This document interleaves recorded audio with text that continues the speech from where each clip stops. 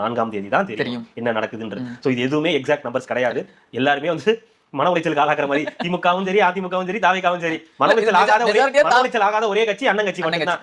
இதான் நமக்கு தான் தெரியும், இதெல்லாம் புதுசா இருக்கு அப்படின்ற மாதிரி. இதை பார்த்து இப்பயே அழுக ஆரம்பிச்சிட்டீங்களா அப்படின்ற மாதிரி இணையத்துல வந்து இருக்காங்க. தாவேகாவினர் வந்து இதை பார்த்தே இப்ப வந்து அழுக ஆரம்பிச்சிட்டாங்க. யார் எதுக்கு அழுகணும்? கதறாங்களா? நம்ம தான் இப்போ தனியா வந்தோம், நிக்கிறோம், ஜெயிச்சோம், நான் ஆட்சியை பிடிக்க போறோம்னா பேசிட்டு இருந்தீங்களா? ஏன்டா இந்த எக்ஸிட் போல பாக்கும்போது இப்பவே எனக்கு இப்படி இருக்குது. 4ஆம் தேதி என்ன கதை? 4ஆம் தேதி ரிசல்ட் வருது, அன்னைக்கு தானே தெரியும். நான் என்ன சொல்றேன், நான் இப்ப திரும்பி அதான் சொல்றேன், விஜய் ஒரு 30 சீட்டு ஜெயிச்சாலே அது ஏடிஎம்கே டிஎம்கேக்கு வந்து ஒரு எச்சரிக்கை தான். நீங்க உங்களுடைய ஆட்சி இந்த லட்சணத்துல நடத்திருக்கீங்க, இத்தனை வருஷமா பாருங்க, புதுசா வந்து 2 வருஷத்துல ஒரு ஆளு வந்து 30 சீட்டு ஜெயிக்கிறாரு. அவர் 40 இவங்க சொல்ற மாதிரி 40-50 எல்லாம் போயிட்டாங்கன்னா அப்புறம் என்ன ஆகுனா, அப்போ ஒரு மாற்று சிந்தனை வந்துருச்சு. ஆமான்ற ஒருவேளை திமுக ஆட்சி அமைச்சு விஜய் எதிர்க்கட்சியா உட்கார்ந்தாருன்னா அப்ப அவர் சொன்னது உண்மையாடல, டிவிகேக்கும் டிஎம்கேக்கும் தான் ஃபைட்ன்றது உண்மையாடல. அப்ப நடுவுல நீங்க யாரு? இந்த நாம் தமிழர் கட்சியோ மற்றவங்களோ யாருமே உண்மை கிடையாது.